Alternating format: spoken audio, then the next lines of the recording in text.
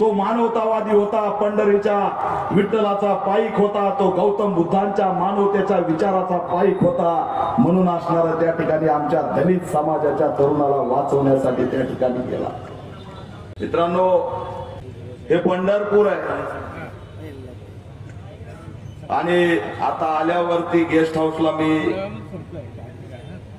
संतोष देशमुखचे भाऊ धनंजय देशमुख यांच्याशी चर्चा करत आणि या पंढरपूर बद्दल बोलताना त्यांनी सांगितलं, अतिशय गैरवरून त्यांचं हृदय आलं होतं. त्यांना माहित आहे मी जर लढलो तर ही लढाई थांबून जाईल. अतिशय अंतःकरणातून ती बाब त्यांनी मला सांगितली. आणि या पंढरपूरच्या तमाम या ठिकाणच्या वारकऱ्यांना माझं आव्हान आहे की ज्या संतोष देशमुखला यांनी मारून टाकलं, ज्या संतोष देशमुखला हरण करून त्यांनी संपवलं, ज्या संतोष देशमुखला वेदना देऊन त्यांनी संपवलं, त्या संतोष देशमुखनी एकही वारी या ठिकाणी कधी रद्द केली नाही. प्रत्येक वारीला काही झालं तरी संतोष देशमुख पंढरपूरला यायचा. ही वारकऱ्याची हत्या, हा मानवतेचा विचार पेरणाऱ्या संतोष देशमुखची हत्या आहे. या वारकऱ्याची हत्या केलेल्या या वारकऱ्याच्या न्यायासाठी या पंढरपूर मध्ये आज आपण आलेलो. न्याय मिळत नाही. मीडिया टाइमच्या पलीकडे काहीच जात नाही. कालचा व्हिडिओ आलाय, बघितलाय का? तो कोबडा खमीस वणी चालवतोय पुढं. कोबडा खमीस माहित आहे ना, कवट्या महाकाळ सोबत होता. कवट्या महाकाळ काय राजीनामा दे ना, कोबडा खमीस धरलाय. हा कोबडा खमीस व्हिडिओ मध्ये आला. अरे तो व्हिडिओ सुद्धा आम्हाला द्यावा लागला. काय करते सीआयडी, काय करते एसआयटी? जर तपासामध्ये आम्ही तुम्हाला जर पुरावे द्यायला लागलो तर तुम्ही करतात काय? आणि जर आम्ही पुरावे दिले नाही, जर धनंजय देशमुख सारखा वाद त्या ठिकाणी तपासाची माहिती घेतली नाही, ही केस संपून जायला काहीच वेळ लागणार नाही. काहीच वेळ लागणार नाही. आज हा धनंजय देशमुख त्यांचे भाऊ त्या ठिकाणी रोज जाऊन सीआयडीला एसआयटीला त्या ठिकाणी पुरावे देत आहेत, सांगतायत, बोलतायत, म्हणून या घटना बाहेर येत आहेत. नाहीतर हे सुद्धा आलं नसतं. आज हा व्हिडिओ व्हायरल झाल्यामुळे या ठिकाणी लक्षात आलं की ज्यांनी खंडणीची आसाठी त्या व्हिडिओ मध्ये दिसले, सगळे हत्याकांड करणारे सगळेची सगळे व्हिडिओ मध्ये आलेले. या सगळ्यांनी हत्याकांड केलेलं आहे आणि त्याच्यामध्ये एक चेहरा राहिलेला आहे. त्याचं नाव तांदळे. काय नाव? बालाजी तांदळे त्या व्हिडिओ मध्ये दिसतोय. त्या बालाजी तांदळेवर खंडणी आणि 302चा गुन्हा दाखल झाला पाहिजे. त्याला सुद्धा सह आरोपी केलं पाहिजे. त्या व्हिडिओ मध्ये जे जे दिसतील त्यांना सह आरोपी केलं पाहिजे. हा तांदळे आमच्या धनंजय देशमुखला धमक्या देतो, पोलिसांसोबत फिरतो.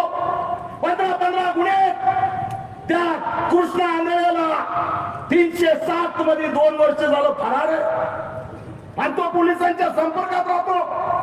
307 मध्ये अटक केला असता तर त्यांनी 302 केला नसता. 2 वर्ष झालं तो 307 मध्ये फरार आहे आणि वरून पीआय आला की फुलं देतोय. तिथला नवीन अधिकारी आला की फुलं देतोय. 307चा आरोपी. या अशा पद्धतीने जर 307चे आरोपी पोचले तर काय होईल हा प्रश्न मला या ठिकाणी पडलाय. मला प्रश्न तर हा पडलाय की फुलं घेतेतच कशाला पोलीस? कायच करते तर कायच नाही, फुलंच येऊ दे म्हणते. आणि पुन्हा फोटो दाखवला फुलाचा की त्याला सुटका. मग त्याला पुन्हा काही क्राईम केला की त्याला त्या ठिकाणी पाठीशी घालायचं. तर या फुलाची पद्धत सुद्धा या ठिकाणी बंद झाली पाहिजे, ही आमची या ठिकाणी भूमिका आहे. आमचा संतोष देशमुख वारकरी होता, त्याला या पंढरपूरला दरवर्षी न चुकता यायचा, न चुकता आमचा अण्णा या ठिकाणी यायचा. कर्ज असेल, पैसा नसेल, खिशात काही नसेल, पण चालत चालत वारीला या ठिकाणी येत असायचा. उगाच त्याच्यामध्ये मानवतेचा विचार नव्हता भावांनो. उगाच संतोष देशमुख एका बौद्ध समाजाच्या अशोक सोनवण्याला मारहाण झाल्यावर धावून गेला नव्हता. तो मानवतावादी होता, पंढरीच्या विठ्ठलाचा पाईक होता, तो गौतम बुद्धांच्या मानवतेच्या विचाराचा पाईक होता. म्हणून असणारा त्या ठिकाणी आमच्या दलित समाजाच्या तरुणाला वाचवण्यासाठी त्या ठिकाणी गेला. हा वारकरी यांनी मारला, यांना दया आली नाही, यांना माया आली नाही. आज लेकरं वनवन भटकतायत. आमची वैभवी असेल, विराज असेल, धनंजयराव असेल, अकोल्याहून इकडे आले, न्याय मागतायत आणि न्यायाची लढाई संपवण्यासाठी प्रयत्न सुरू झाले. काय म्हणे सुनील तटकरे, ए थांबरे थोडे बाबा. सुनील तटकरे म्हणे धनंजय मुंडेंनी लय सहन केलं. बघा आता धनंजय मुंडेंनी लय सहन केलं, त्यांची खूप खतखत बाहेर आली. सुनील तटकरे तुमचा भाऊ सुरक्षित आहे, तुमची मुलगी सुरक्षित आहे, तुमचं कुटुंब सुरक्षित आहे. सहन आमचा धनंजय देशमुख करतोय, धनंजय मुंडे नाही.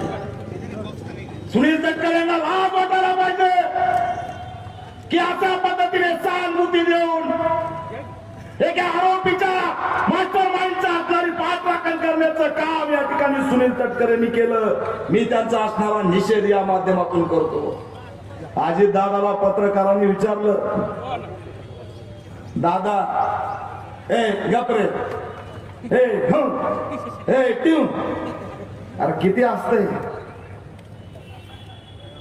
दादा वाल्मिक तो गपरे, दादा धनंजय मुंडे राजीनामा आहे, काही सापडलं नाही.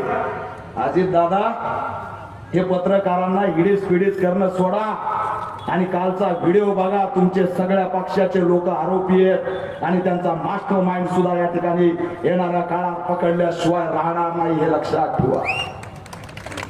आणि तुम्ही म्हणता गप, हे नाही चालणार, तुमची दादागिरी नाही चालणार. अजित पवार ही दादागिरी चालणार नाही. या ठिकाणी संतोष देशमुखच्या मालकांना पाठीशी घालणाऱ्याला आम्ही खपून घेणार नाही. 24 तास. आता हे व्हिडिओ बघून काय तुम्हाला वाटत असेल मनाला तर बघा, थोडं जरी काळजी असेल तर बघा. आणि त्या ठिकाणी धनंजय मुंडेचा राजीनामा घ्या असं असणारा आव्हान सुद्धा या माध्यमातून मी करतो. बस झालं. जोपर्यंत या ठिकाणी मंत्री म्हणून ते बसलेले तोपर्यंत चौकशी होणार नाही, चौकशी पुढे जाणार नाही. आणि म्हणून धनंजय मुंडेंचा राजीनामा घेतलाच पाहिजे, ही सुद्धा आमची या जनाक्रोश मोर्चा मधली मागणी आहे. मित्रांनो, मला एक समजत नाही की हे नेमके त्या कोठडीमध्ये यांना करायला काय लागलं.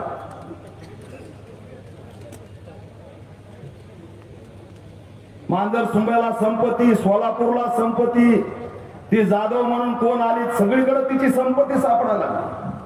ईडी काय येईना आणि आमच्या खिशात बीडी नाही तर आम्हाला ईडीची धमकी. अरे इकडे 1,500 कोटीच्या प्रॉपर्ट्या सापडायला लागल्यात, ईडी येत नाही.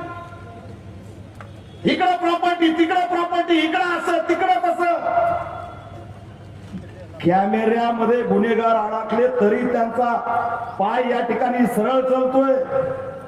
तुम्ही पश्चिम महाराष्ट्रातले, मी मराठवाड्यातला, महाराष्ट्र आपण ओळखतो. मला सांगा या ठिकाणी पारधी समाज किती रुपयाची चोरी करतो. पारधी समाजावरती गुन्हेगाराचा शिक्का मारलाय. कधी शेतातलं काहीतरी चोरलं म्हणून आरोप लावतात, कधी शेळ्या चोरल्या म्हणून आरोप लावतात, कधी 1,000-2,000 रुपयाला चोरले म्हणून आरोप लावतात. आमच्या भागातले पारधी मी बघितले, त्यांच्या पायाच्या नसा पोलिसांनी तोडलेल्या, लगडत लगडत चालतायत. एवढ्या मोठी चोरी करून, एवढी मोठी खंडणी करून शिक्षा काय?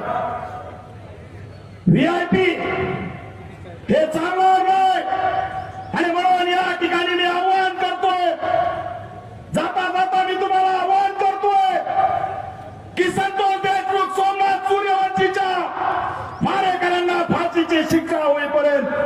बसू नका, हा आवाज तुम्ही या ठिकाणी शांत करू नका. हे किती दिशाभूल करतील, हे पाठीशी घालतील आरोपीला. आपल्याला या ठिकाणी सजगपणे उभा राहून धनंजय देशमुखच्या पाठीशी उभा राहायचंय, वैभवीच्या पाठीशी आपल्याला ठामपणे उभा राहायचंय. याशिवाय हा पर्याय नाही. आता आमच्या वाघाने त्या बिनडोकेची चांगली हाजरी घेतली. ते साहेब म्हणते तर पण मी बिनडोके म्हणतो. माकडावणी डोकन तेन हार्वेस्टरकडे पैसेच कसे आले. काल म्हणे मला वाटत नाही ओबीसी नेते हत्याकांडात सहभागी असतील. अरे तो गेला कोण? ओबीसीचा काय मासिया लागून गेला का? अरे ओबीसी वरती अन्याय होतो. त्या ठिकाणी अनेक समाजाचे लोक काम करत होते. त्यांना न्याय देण्याचं काम संतोष देशमुख करत होता. तुम्ही असणारे ओबीसीच्या गप्पा मारता, हे बिनडोके असणारे. आणि या ठिकाणी बाबासाहेब देशमुख धनगर समाजात त्यांना पाडायला उभा राहता आणि म्हणे मी ओबीसी नेता आहे. हे असले ओबीसी खोटे नेते, यांचा सुद्धा समाचार आपल्याला घ्यावा लागेल आणि यांच्या असणाऱ्या सगळ्या राजकीय अटकली या ठिकाणी मोडीत काढाव्या लागतील. धनंजय देशमुखची साथ सोडू नका मित्रांनो. या वैभवीची साथ सोडू नका. 2-4 दिवसांनी मीडियामध्ये मुद्दे बदलण्यासाठी काही वेगळे प्रकार घडतील, त्याच्याकडे लक्ष देऊ नका. प्रत्येक लढणारा माणूस धोक्यात आलेला आहे. प्रत्येक बाबासाहेबांचं, छत्रपती शिवाजी महाराजांचं लेकरू धोक्यात आलेलं आहे. आम्ही आमच्या राजवटीमध्ये तुम्हाला न्याय देणार नाही अशी यंत्रणा या ठिकाणी उभा राहिलेली आहे. आणि या यंत्रणेच्या विरोधात बंड म्हणून हा जनाक्रोश मोर्चा आज सुरू या ठिकाणी झालेला आहे. आणि या माध्यमातून काही जण आमच्या इंस्टाग्रामवर पण धमक्या द्यायला लागले. तुमच्याच भागातला एक वाघ आहे महेश पवार, कुठे आहे हे महेश पवार? इंस्टाग्राम वरती संतोष देशमुखच्या न्यायाच्या पोस्ट टाकतो. तर 2-4 गल्लीतल्या चिरकुटांनी धमकी दिली, तुझा संतोष देशमुख करू म्हणे. या महेश पवारला हिंमत बघा. यांचं लिखाण थांबत नाही, यांची हिंमत थांबत नाही. या इंस्टाग्रामवर रील्स बनवून आवाज उठवणाऱ्या तरुणाला तुझा संतोष देशमुख करू म्हणून धमकी दिली जाते. मी महेश पवारला सांगितलंय, ज्यांनी ज्यांनी धमकी दिली त्याला सांग, तुमचा बाप दीपक केदार आमच्या बाजूने, कोणताच मायचा लाल आमच्या डोक्याला आणि केसाला धक्का लावू शकत नाही. पूर्ण ताकदीने आम्ही उतरलोय. पूर्ण ताकदीने धनंजय देशमुख या वैभवीला ताकद देणार आहेत. या मानवतेच्या लढ्यामध्ये पुणे बाबासाहेबांचा विचार वाचवण्यासाठी, हे वारकऱ्यांचं लेकरू वाचवण्यासाठी, हा छत्रपती शिवाजी महाराजांचा मावळा वाचवण्यासाठी, त्याला न्याय देण्यासाठी, आरोपीला फाशी देण्यासाठी मरण आलं तरी चालेल. या वैभवीची साथ हा भीमसैनिक सोडणार नाही, हे या माध्यमातून जाहीर करतो. तात्काळ जर धनंजय मुंडेचा राजीनामा घेतला पाहिजे आणि चौकशी सगळ्यांची झाली पाहिजे. जामिनाची आशा चालली, आता जामीन मिळतोय का? सोडून द्या आता जामीन बिमीन, संपला खेळ. कुबडा खमीस 13 खेल खलास. अभी जामीन नहीं, क्योंकि हम लड़ने मैदान में उतरे हैं. बाबा साहब के बच्चे छोड़ेंगे नहीं, कुणालाही सोडणार नाही. तुम्ही दादागिरीने आमच्याशी आमचा माणूस नेलाय. सगळी ताकद आमच्याकडे. या पश्चिम महाराष्ट्रामध्ये अनेक ठाणेवाग या ठिकाणी माझ्या सोबत आलेले आहेत. महाराष्ट्राच्या कानाकोपऱ्यामध्ये लढाऊ सैनिक घेऊन फिरणाऱ्याची आवलाद आहे. जसं पाहिजे तसं आम्हाला भिडता येतं, पण बाबासाहेबांचं संविधान आहे. देवेंद्र फडणवीस असेल, राज्य सरकार असेल, यांना माझा इशारा आहे की सत्तेची मस्ती योग्य नाही. जर सत्तेची मस्ती चढली असेल तर आंदोलनाच्या बळावरती बाबासाहेबांचं संविधान घेऊन उतरवल्याशिवाय शांत बसणार नाही.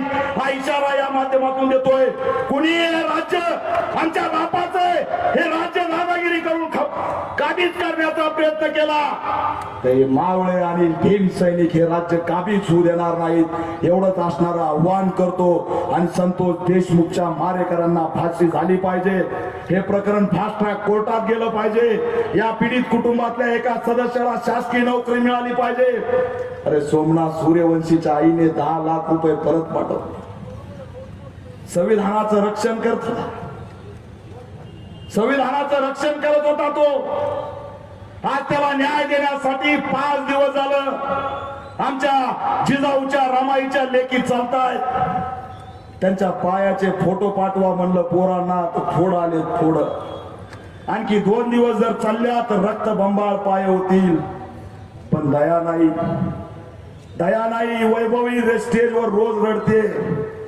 मीडियामध्ये बाहेर घ्यायला गेलं की ती रडत असते तिच्या डोळ्यातले अश्रू सुद्धा एक दिवस सुकून जातील तिचा न्यायावरचा विश्वास उडू देऊ नका सरकार मायबाप हळहळ करून तुम्ही आमचे माणसं मारलेत आज दिव्य मराठीला बातमी आहे की सोमनाथ सूर्यवंशीच्या मणक्यावर मार बसल्यामुळे तो मेला आणि गृहमंत्री म्हणतायत की श्वासोश्वासाचा त्रास होता म्हणून तो मेला अरे बंद करा हे बंद करा त्या लेकरांना या ठिकाणी जगू द्या जर निराश झाले तर त्यांनी जगायचं कसं न्याय भेटत नाही म्हणून धनंजय देशमुख पाण्याच्या टाकीवर गेला चक्कर येऊन वर पडला अंगात काही खाल्लेलं नाही पोलिसांना लपून त्या एवढ्या शिड्या चढत चढत वर गेला त्याचं बरं वाईट झालं असतं तो मेला असता तर या लेकरांना कुणी सांभाळलं असतं या लेकराचे मायबाप आपण आहोत या लेकरांचे सगळे काही तारणहार आपण आहोत